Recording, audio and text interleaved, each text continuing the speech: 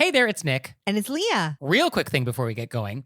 Please subscribe to our show and follow it. In whatever platform you're listening to us on. Yes, whatever app you're using right now, there's probably a plus button or a little bell or it says subscribe. Well, tap that, please. Just a quick little, and it makes such a big difference for us. We would really appreciate it. We really would. So please do that, and thank you. Thank you. And now, let's start the show. Yay!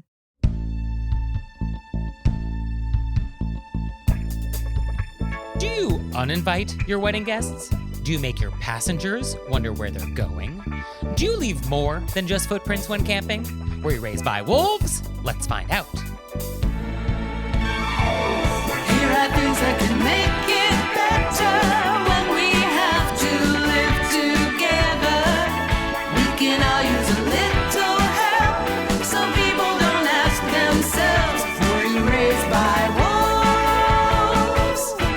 Hey everybody, it's Nick Leighton. And I'm Leah Bonnema. And let's just get right down to it with our moose-boosh. Let's get in it. So for today's moose-boosh, I want to talk about emails that end with V/R. That's V as in Victor, R as in Romeo. Have you ever seen this? I have not seen this. So this would be like, I send you an email, blah, blah, blah, blah, blah, blah, blah, V/R, Nick. So I was wondering if maybe you've come across this because you have performed for our troops in Iraq, in Greenland. And so I thought maybe you saw an email that might have had this, but I guess not. I have not. Okay, so it is a military thing. And oh, P.S., were you aware that Leah has performed in Iraq for our troops? I was very honored. I mean, it's unbelievable. You're happy to go to Iraq and have no problems with that. But if we take a walking tour and they're like, oh, just pay whatever you want, you are in a panic. So you're very complex. That is absolutely correct.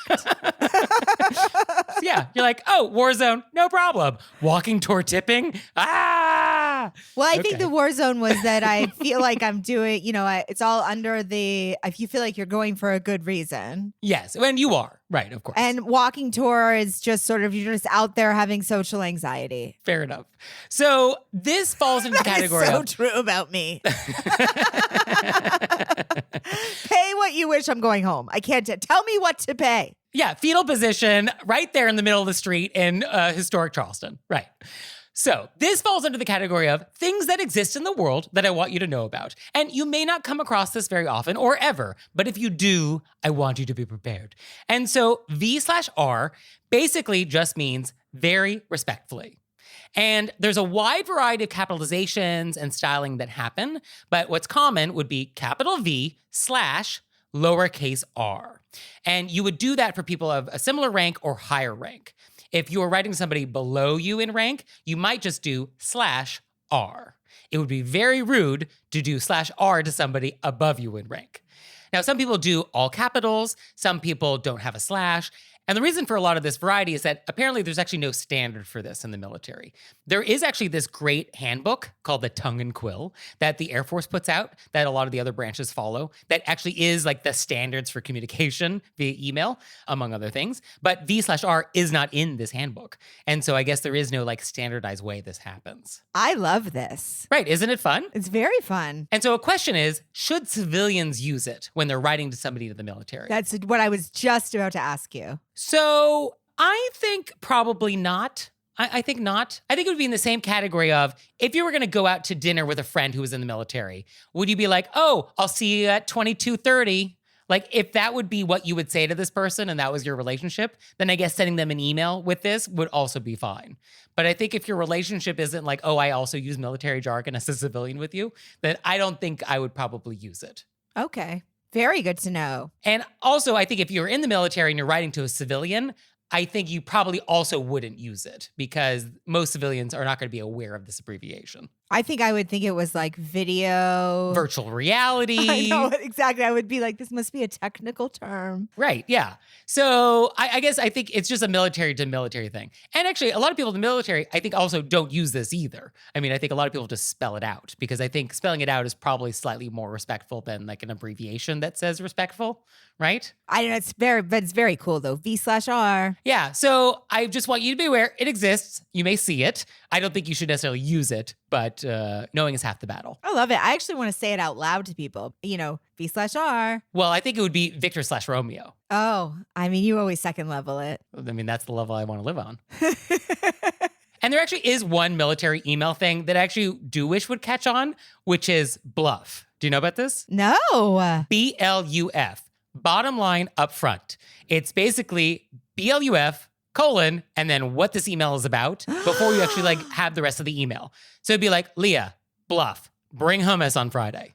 And then it would be, Dear Leah, hope you're having a great week. Can't wait to see you at the barbecue. Would you mind bringing hummus? Yeah, just bottom line up front. That is so cool. Wouldn't it be great if we lived in this world in which all emails just had a bluff statement right at the top? Don't make me read the whole thing. Just what do you want from me? I love that. So I feel like I would want that to catch on. So feel free to start writing emails with bluff. I feel like your emails are already pretty similar. When I get your emails, you are boom. I mean, I do bring a certain military precision to everything I do. It's true. Yes. Not going to apologize. No, I love it. No, it's very efficient. And efficiency is polite. And then I feel like you get to the gossip down at the bottom, which is always enjoyable. Sometimes I do like a nice little postscript with like a little something a little saucy. Sure.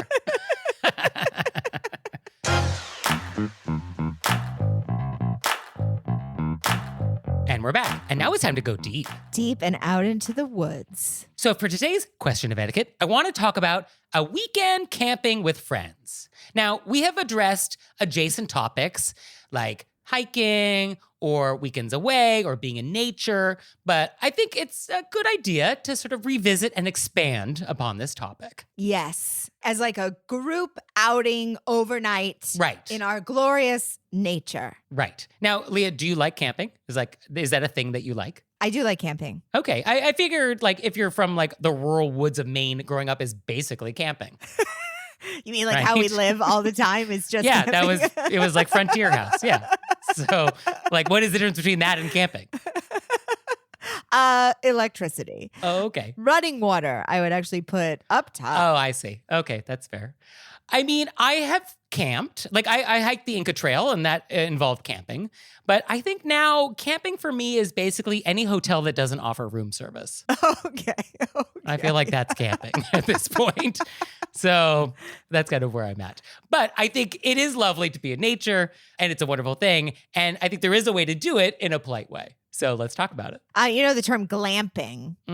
Yes. Glamour camping. Etiquette rules, I think, are the same for glamping or camping. No, I'm just saying that you can go camping in like a nicer way now if you don't want to do tent on the ground. Oh yeah, no, it's totally possible. Or I can stay at the Gritti Palace in Venice and have espresso brought to me in the morning. So that's also possible.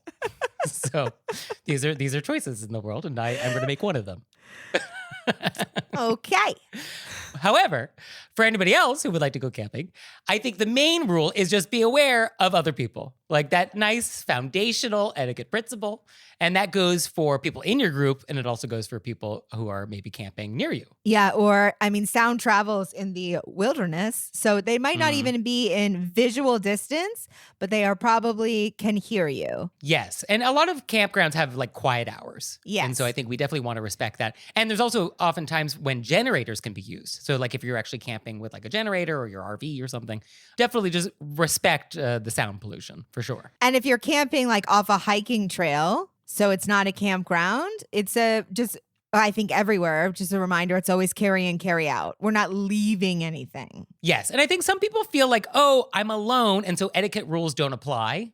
And in general, that is true. Etiquette doesn't care if you're alone.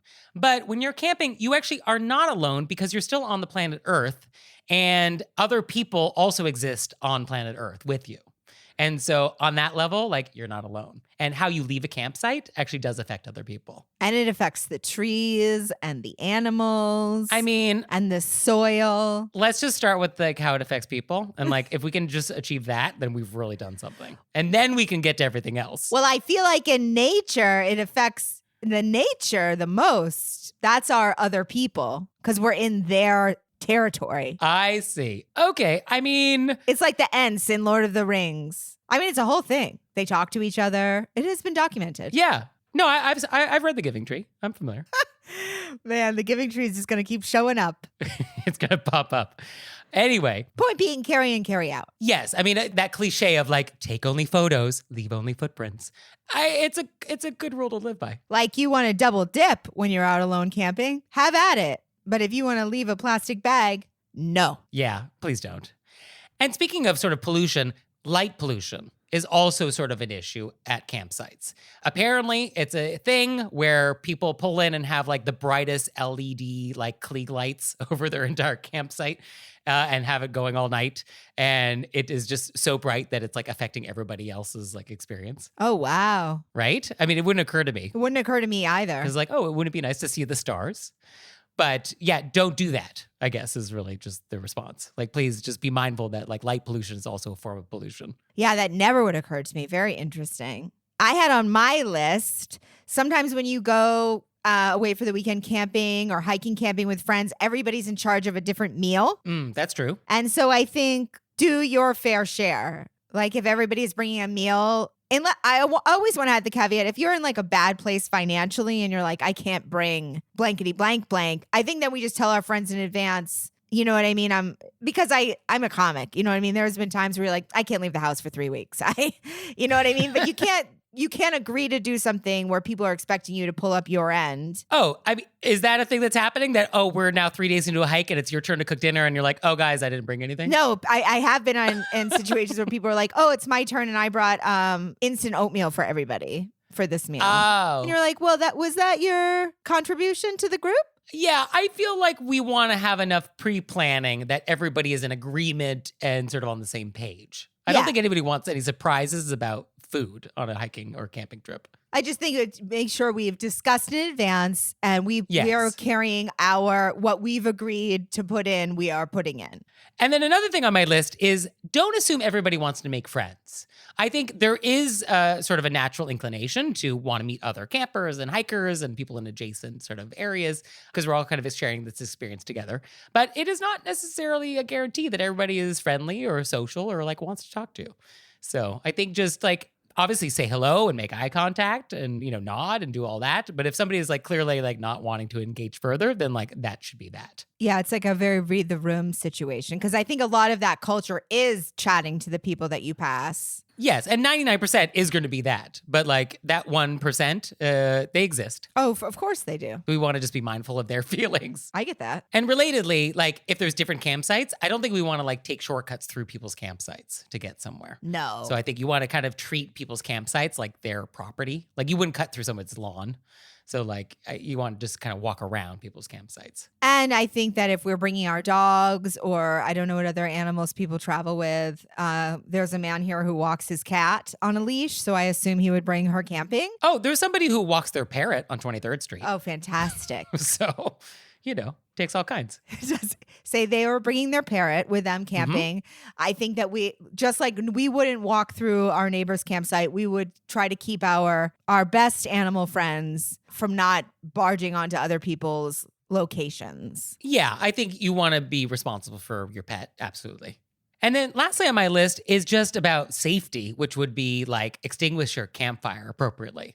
Like, let's not cause a forest fire. Yeah, let's definitely not do that. I would say that's a step past rude.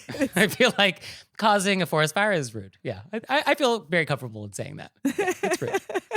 It's frowned upon. Let's not. Yeah, please don't. Yeah, we'd rather you didn't. And then this is sort of adjacent, and maybe we're just going to let this hang. But I have a question, which is, are s'mores good? Are you serious? Are they good? Are they good? Yes. Nick. I just want to just like pose the question. I don't know if I'm prepared to answer the question, but I just want to just put it out there. Are they good? Yes. I mean, have you ever had a s'more in your house? Would you make s'mores tonight for dessert? No, you would not. I have had a s'more in my house, to be totally honest. Okay. Foiled. I love s'mores. But they feel so contextual. They are Are they contextual. inherently good? Are they inherently good in a vacuum? If you just had a s'more on a plate in your home, would that be an enjoyable thing? Yes. I don't know. It's the way that marshmallow melts and then makes the chocolate gooey. Okay. What? Ugh. I feel like, you never quite get the chocolate melted enough, and then it's very hard to get the right level of caramelization on that marshmallow, and I don't know. If it wasn't good, they wouldn't make cookies with a s'more flavor. Are there some more cookies? Yes. Like, what is that? That's a s'more cookie. Okay. There's ice Sorry. cream with s'mores I don't know why in I it. asked. I mean, Oh, I've seen like a Ben & Jerry's flavor. Okay. Well, we're going off the rails. I'm just saying, like, I'm not sure if s'mores are good, and I feel like I need to explore it more. I'm not prepared to say that they're bad, but I don't know if they're good. I don't know if you're allowed to weigh in as you open the conversation by saying camping is anything where they don't have room service. That's also fair. That's fair. Yeah, I mean, I tap out of this. Yeah, I am ineligible. I have to recuse myself from the entire topic. Okay. Did I tell you this? Tell me if I told you this. I actually think I did. I did a video of it on Patreon. Okay. I took my boyfriend camping, like proper camping out there. He had never been out in Maine, the Maine woods. And we were out there. And midnight, these animals started howling. And it wasn't like we're meeting up howling. It was like something was wrong howling. Oh. And then church bells started ringing at midnight. And I'd been there the night before. There was no church bells. What Stephen King novel was this again? Exactly. And so it Wow. wasn't like they would rung every night. And then my boyfriend was completely asleep. He was so out. And I was like, is this some kind of like emergency call that they have in this county that I don't know about? You know, and my imagination went wild. Oh, absolutely. So then I just walked the perimeter. Side note, not an etiquette thing. Always bring a headlamp. Always bring a headlamp when you're camping because like you might have to run outside, use the bathroom in the middle of the night. You need your hands free. So I had my little headlamp on. I'm just walking the perimeter of the tent for like hours. Okay, you're keeping guard. I was You're keeping on watch. guard. I was on watch. I was like, what is this church? That's exactly what I thought. I am in a Stephen King novel. Yeah. Oh, that's I don't care for that at all. Oh, that's was terrible. So wild. And I love that I was like, I guess I'm just going to have to make a perimeter and walk it with my headlamp. Yeah, I mean, this is basically the same as a hotel that doesn't have room service. So I feel like we have very similar experiences sometimes. The same. The same. Yeah, the same. Exorcism. There's stages of demonic attack. She was perhaps the most severe. It was nightmarish. Graphology. I can look at somebody's handwriting and I can analyze their character. Private wrestling. He wanted me to run over his penis with my car. Every week on Profoundly Pointless, we explore something new. Listen to Profoundly Pointless wherever you listen to podcasts. And now it's time for an intermezzo. Intermezzo. So Patreon, it's a way that people can support us and our show. And we would so love and appreciate your support. We really would, because we do this all ourselves, and your support really actually makes a difference. Makes a huge difference. And we try to make that Patreon fun. I mean, we have some videos, we have some audio, we have some pictures. Yeah, no, it's a party. So go to our website, click on monthly membership, and see if it's something you'd like to do. Thank you. Thanks. And we're back. And now it's time to take some questions from you all in the wilderness. Ow! So, our first question. Whoa. Whoa! Right up top. So, okay. Ooh, I've got a little tingle. Quote, my boyfriend of nearly 3 years, a widower of 7 years, just told me that I have been uninvited to his daughter's wedding.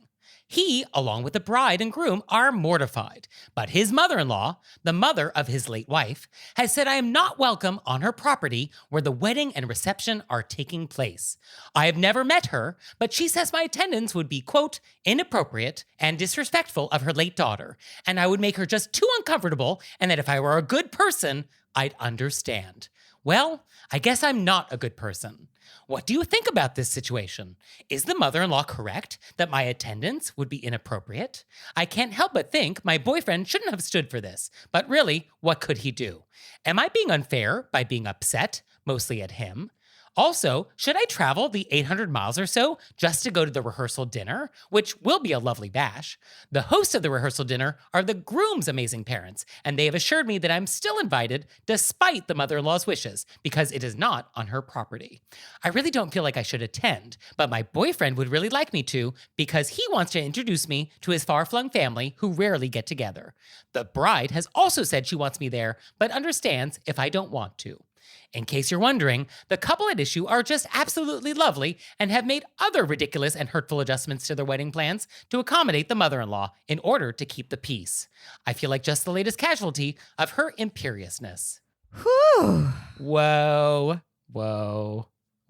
I think that I would, it's very upsetting. I understand why you're very upset. I understand why you wish that your boyfriend would Have your back. And I do think he has your back. He's just sort of out of his, I think at the very core of this is that this woman is grieving. She hasn't processed, obviously, it's the loss of her child.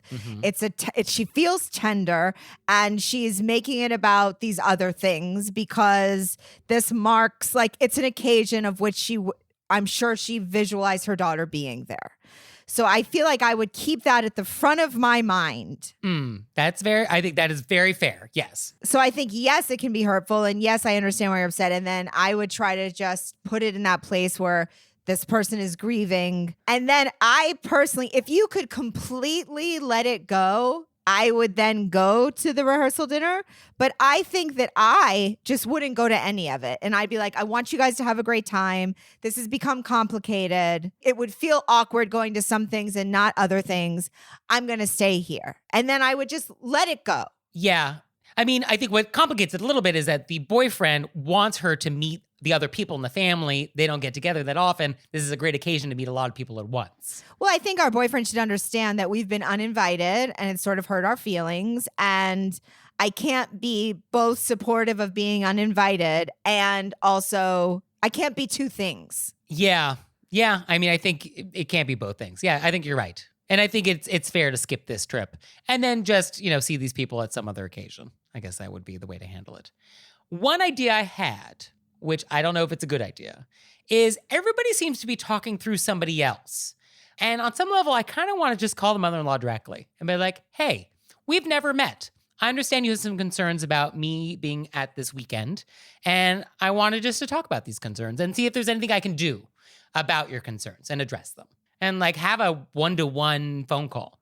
I don't know if that would do anything. I mean, it feels like this relationship between these two people is so toxic, like it can't make things worse, but maybe it could. Or you could also write her a letter with the same intent, be like, hey, we haven't spoken. This is who I am. Yeah. I understand why this, or you could say, I can't understand what it would be like to lose my daughter. I imagine, I'm so sorry for your grief. I would love to be there for this wedding of these people who are in my life. I was hoping we could have a conversation. Oh, I like that. So an email sort of acknowledging this and understanding where she might be coming from and inviting her to further the conversation by phone. And then if she doesn't, then we just I would wipe my hands of it. Then that's that. But I don't think that I could go and then be like, I can't play both sides. Yeah, but I think that's actually very nice to send that email, extend an olive branch, see if she wants to accept it. And then that gives you the high road either way. I've been uninvited to a wedding. Really? Yeah. What happened? 10 words or less. I was uninvited to a wedding, and then the person realized that what they thought was absolutely incorrect. Oh. And then I got re-invited. Oh, and then did you go or you're like, no, I think we're good? I did not go.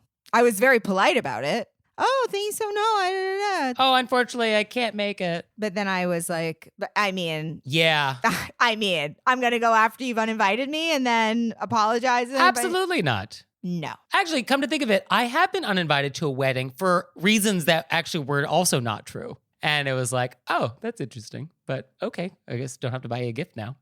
And then I've definitely been not invited to weddings that I should have been invited to, but that's a different category. So our next question is, quote, when you give a gift card that does not have an amount pre-printed on it, do you write the amount you have spent on the card so the recipient knows? I feel like this would help the recipient in their plans to spend it, but it seems rather gauche to me. Perhaps we let them look it up online themselves before they shop or dine?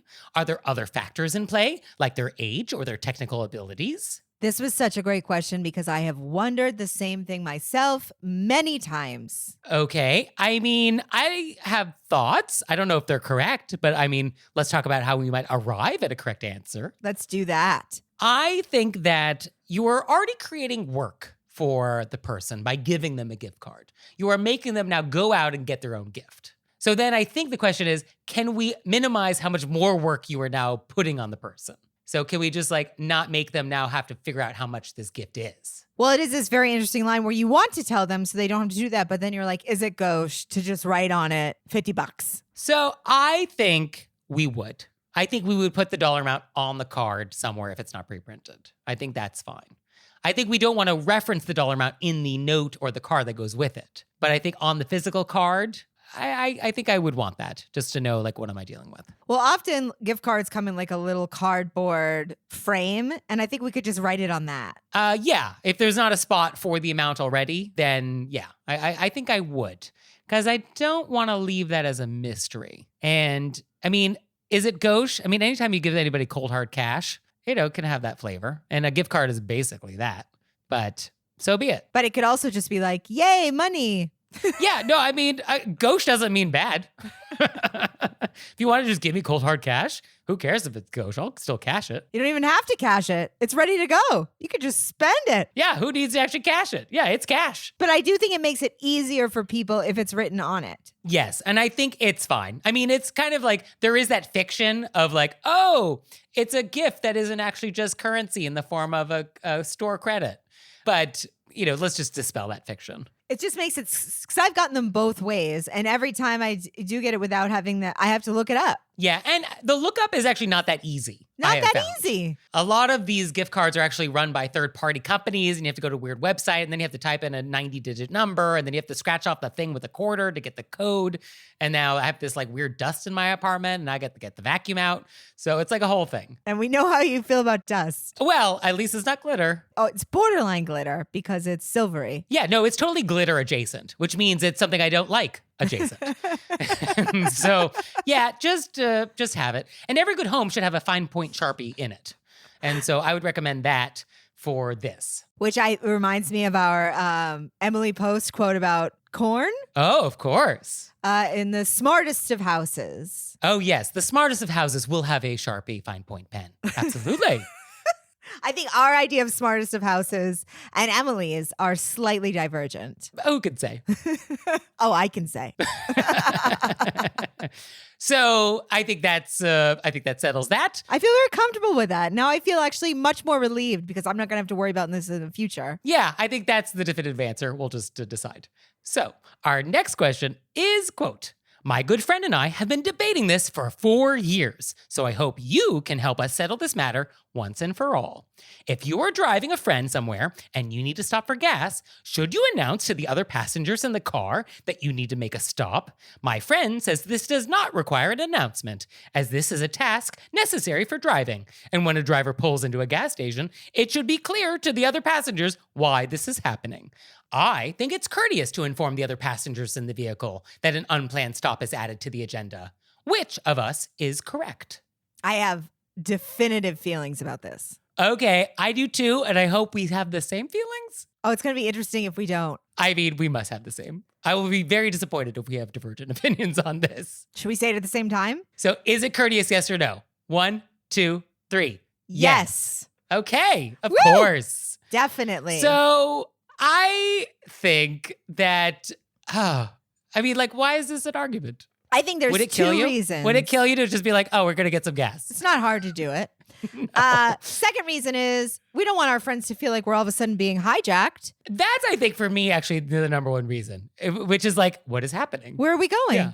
I don't want a what is happening feeling in a vehicle.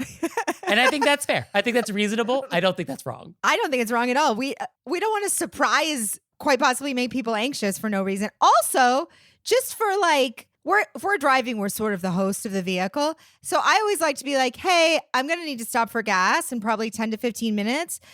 Does anybody need a restroom break or to grab snacks? Because then it will inform me which gas station I'm going to go to. That's a good point. You want to let your passengers psychologically prepare themselves for this.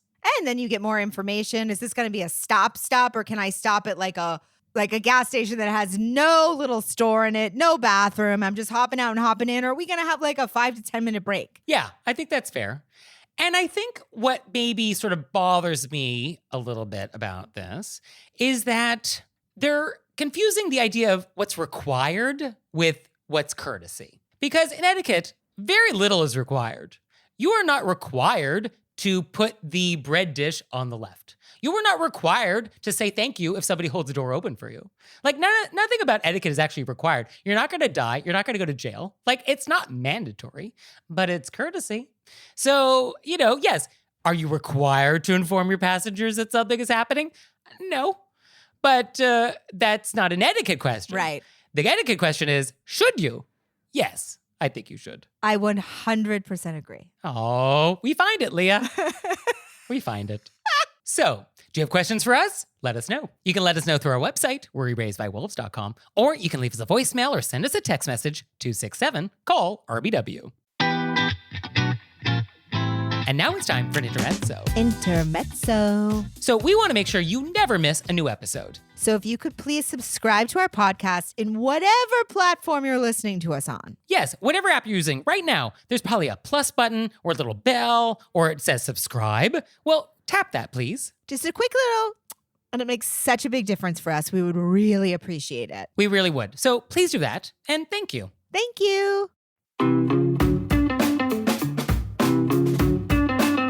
And we're back, and now it's time to play a game we like to call Vent or Repent, Vent to repent. which is our opportunity to vent about some bad etiquette experience we've had recently, or we can repent for some etiquette faux pas we've committed. So, Leah, would you like to vent or repent? Woo! I'm going to vent. Okay, what's happened? I love how I act like I wasn't sure. I've been holding this. I have been holding this. Let it out. So I'm driving out of my parking lot, and our building has a gate. Oh, we're familiar here on the podcast. So I'm exiting, and then it's sort of turning out of my building is pretty hard because they have cars parked and you can't see. It's already a complicated situation. So there are people walking down the street. I decide to be polite and I could have made it. I could have driven fast and gotten it, but I was like, that's rude. I'm going to let these people go. Okay. I see them see me. I put on my brakes. It's a family of 4, 2 teenage boys and mother and father. The whole group slows down and they all start looking at their phones. As they're passing in front of your vehicle. And then they sort of slow down. So the mother and father are going first, both on their phones, full on their phones. And I'm clearly annoyed because I honestly can't believe it. Like, I've stopped, and then now you're actually going to take out your phones and walk slower. I'm clearly trying to leave. Then the sons see me be irritated because I couldn't hold back. And what did being irritated look like in the driver's seat of this vehicle? I think what my irritation looks for me is that my eyes roll so far back in the back of my head. Like, I was trying to keep my mouth shut, but I sort of just did like a shoulder, like, what's happening right now? Okay. You know, because it was unbelievable. It wasn't like they were slow walkers. It was like they intentionally decided this would be a great time while somebody who let them go first waited to now look up things on the internet. Okay. Just so disrespectful. Okay, so the sons now see you rolling your eyes. Yes. And so then they just do a dead stop right in front of my car. Oh. Just walk so slow and then kind of just mingle just to be. Wow. And I'm just reminding myself, I'm letting it go. I'm letting it go. Yeah. I'm letting it go. Mm-hmm. You know, but I have places to be. Okay. Of course, the dog's in the back. We know I'm not going to yell in front of Also, there was no winning. You know what I mean? Yeah, no, there's nothing you could do in this situation. They're teenage boys. They felt like they had to like make a point that I should sit there forever. Yeah. For them to be on TikTok. Uh-huh. But I actually am physically heated right now. Yeah, if you could see Leah right now, it's getting a little warm over there. These 4 people, I can imagine they live their whole life like this. Everything is about them. Everybody has to wait. They're rude. I'm still so angry about it. It's maddening. It's so maddening. Like, it'd be one thing if they didn't notice they were doing it and they were just like people on their phones, but they all got on their phones after they saw me stop. And then the sons slowed it up on purpose just to be extra annoying. Yeah, no, you are totally well within your rights to be annoyed. So I'm sorry this happened to you. I hope I see them again. I hope you don't. So for me, I would also like to vent. So I was actually recently visiting home in California, and I was on the airporter from the airport, which is what I take to get back to Marin County. And so I'm sort of in the back of the airporter, and we've just like pulled over the Golden Gate Bridge, and we're entering Sausalito, and over the speakers in the bus was Billy Joel's Piano Man. And great song, but for me, it's a little triggering because, long story short, back when I was doing like live television in the Hamptons, Billy Joel lives in the Hamptons. He's in Sag Harbor. And I guess I said something about him on air at some point. Who knows? I've said a lot of stuff about a lot of people on air. But I'm walking down a street in Sag Harbor and I'm going by his house, and he's home and he's on the second floor of his house. Out the window, he looks at me, and I have never been glared at harder than by Billy Joel from that window as I'm walking by. It was, I mean, I could still feel the daggers on my neck. I mean, I don't even know what I said, but it was something, and I've never been glared at harder. So anytime I hear any Billy Joel song, I'm like, oh, right, there was that time in Sag Harbor when I got stared at. Anyway, so I'm on the bus and there's Piano Man happening, and okay, fine, I can live with this. And we pull into the stop in Sausalito where some people are going to get off, and the bus driver comes back and yells at us so hard. Who is playing music? Why is this on? This is the shared space. Turn that off right now. And none of us can get a word in edgewise because he's just like going off. And eventually somebody's like, sir, it's playing from the speakers. And then he's like, oh, that's my phone. And that was it. It was the driver. He plugged in his phone into the bus and it's playing Piano Man. But he yelled at us so hard. And it was just like, don't yell at us. And then he didn't apologize? Oh, definitely no apology. Ah. No, definitely no apology. And I mean, don't yell in general. But if you are going to yell, at least make sure you're correct, right? I mean, be correct. As we know, you can't be rude and wrong at the same time. That's like not a combination that works. So that happened. It's a mild vent, but it happened. And so I thought I would share. I feel like that's our second vent of the airporter. Yes. A lot of things go down on buses. What can I say? It would almost be funny if we just put you on the airporter for like 2 days and just to see that going sounds back real and forth. fun. Oh yeah, let me ride an airporter for 2 days. Okay. Just to see the amount of things that you could get. Oh, that sounds great. Yeah, where do I sign up for that? Sure. Can't I wait. think the rest of us would enjoy it, hearing about it. Oh, I'm sure everybody else would enjoy it. Yes, but I'm the one who has to ride the bus. I know, but wouldn't it give you great pleasure to know how much pleasure you're bringing to the rest of us? No. It would not. I can't believe he yelled. Who's yelling anymore? He yelled. And then was it like, I am mortified. That was my own phone. I shouldn't have yelled in the beginning. I apologize. I haven't had enough coffee. This is a stressful job. Huge apologies. Any of that would have been fine. But no, you don't always get that. Can't always get what you want. I was thinking I would quote the Piano Man, but I went right into Rolling Stones. Happens to the best of us.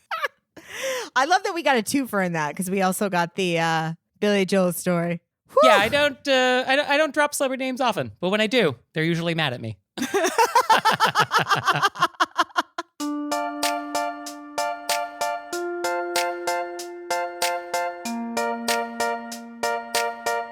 So, Leah, what have we learned? I learned the V/R, which is so cool. I didn't even know it existed, and I love it. And the bottom line up front, which I actually am going to try to work into vocal conversations, like not even on emails. I'm just going to say to people, BLUF. Bring hummus. And I learned that we unequivocally agree that you should announce all road stops. Yes. So thank you, Leah. Thank you, Nick. And thanks to you out there for listening. I'd send a handwritten note on my custom stationery if I could. He would. So for your homework this week, many people ask, Nick and Leah, we love your show. You make this all by yourselves. How do you do that? I would love to support you, but how? Well, you can support us on Patreon, or you can join us on Wolves Plus if you use Apple to listen to our show. So either join us on Patreon or on Wolves Plus, and that helps us make our show. We would love it. We would. And we'll see you next time. Bye. Bye.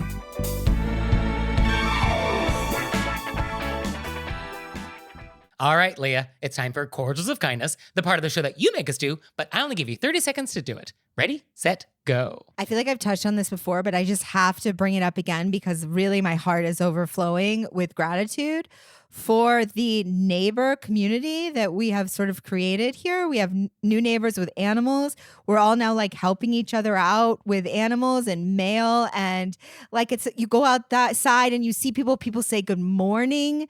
I mean, I am so delighted by our neighbors. Yeah, you're not in New York City anymore. It's just, I get sheer joy from it, and I'm genuinely grateful. That's very nice. And for me, I mentioned I was just in Marin County visiting home, and I went on a 15-mile hike circumambulating Mount Tam, which is actually something I think I mentioned in a previous episode. And so it's a beautiful hike. And actually, I stay on East Coast time when I go home. And so we started the hike at like 5:30 in the morning because like, that's easy when you're on East Coast time. And we actually got to go through Muir Woods where it was empty. Not one soul in Muir Woods. And if you've ever been to Muir Woods, it's the busiest place on the planet when it's open. And so beautiful hike around the mountain and beautiful trails. And these are popular trails. And on the trail, not 1 inch had one piece of garbage. Not one. Not one wrapper, not one bottle, not one anything. Like, it was amazing. It was like everybody had taken all of their garbage with them. And to that, I say, how wonderful. Thank you for being so conscientious about keeping the trails clean. I love that so much. A, it's so cool that you did that. It sounds amazing and beautiful. And B, that's so great. Yeah, it's a twofer. So thank you to all the conscientious hikers out there. I really appreciate it. So wonderful. Oh, Leah, one more thing. What? Have you signed up for Patreon yet? I have. Me too. You out there, have you signed up for Patreon yet? No? Well, go to our website, wereraisedbywolves.com, click on monthly membership, check it out, because we would really appreciate it if you'd support our show. We love your support. We would. So please do that, and we'll see you next time. Bye. Bye.